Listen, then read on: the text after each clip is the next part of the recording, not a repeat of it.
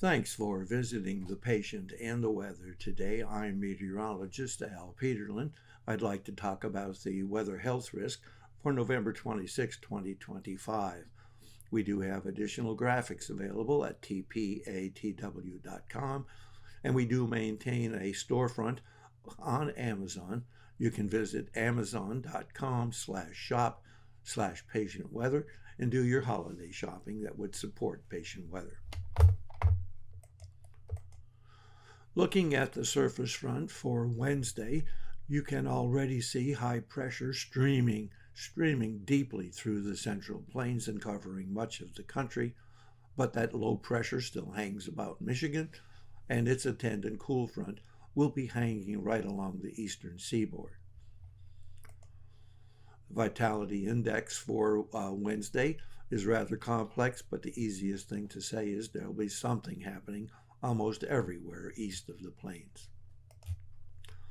Looking at pressure change, which is very interesting for most of those who suffer from weather health issues, rising pressure will run all the way from much of Texas across eastern Oklahoma, eastern Kansas, eastern Nebraska, and the eastern portions of the Dakotas, but running all the way to the east along the Gulf, from Louisiana clear through to Mississippi and Alabama, touching the northernmost portions of Georgia, then moving up north across Tennessee, Kentucky, Indiana, and back up through Wisconsin and Minnesota. But the heart of this rising pressure will be southern Minnesota, Iowa, eastern Missouri, western Illinois, and even eastern Arkansas. Jumping to the east, we have falling pressure, and that extends from the tip of Michigan down across New York State through New Jersey, hanging along the coast of the Carolinas, but covering intently almost all of New England, picking up the Canadian cities right along the border and extending on east into New Brunswick and Nova Scotia.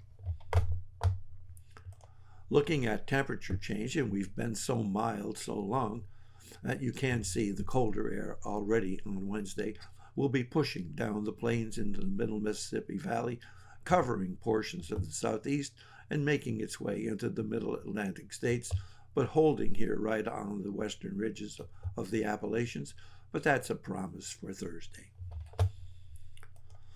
Dew point temperature changes are pretty much reflecting much the same. We have a little bit of rising dew point temperatures along the Pacific Northwest and through the west and up into West Texas, but all in all, falling dew points across the heart of the United States. A little bit of rising dew point temperatures still holding on in New England, and the vapor pressure map expects the same thing, with the really most significant rise in vapor pressure right up here along the western edges of the Appalachians, through the heart of the Mississippi Valley.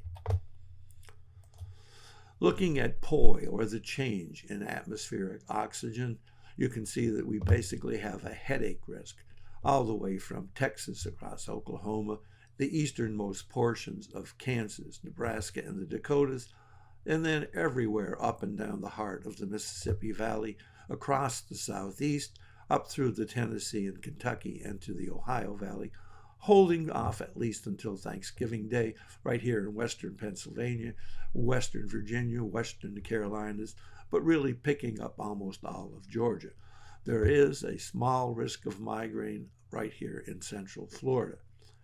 Jumping now to asthma and arthritis, those are the areas we're talking about with the falling pressure, and that's New York State, all of New England, a little bit of the coastal areas right here through New Jersey, Virginia, and in easternmost coastal areas of North Carolina, and a touch of the asthma arthritis risk here in southern Florida. So all in all, a rather hurtful Wednesday, coming up for a more interesting Thursday. Thanks for visiting the patient and the weather. Your comments are appreciated. If you hurt, tell us where you're located. And don't forget, please go to amazon.com/shop/patient weather.